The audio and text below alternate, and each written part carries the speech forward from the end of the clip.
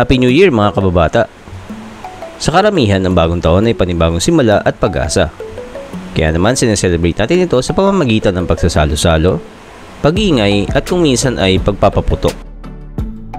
Sa video na ito ay malalaman natin kung kailan nga ba naganap ang unang New Year celebration.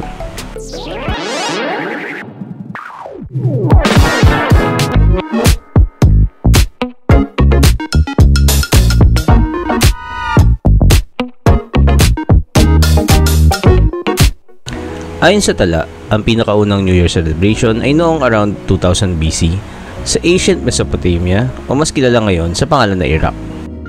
Ipinagdiwang ng mga Babylonians ang New Year o tinawag nilang Akitu sa pamamagitan ng 11 araw na festival.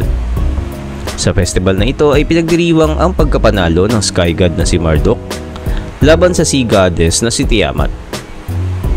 Si Marduk ay ang god of order at sinasabing tumutulong sa mga mabuti at nagpaparusa naman sa mga masasama.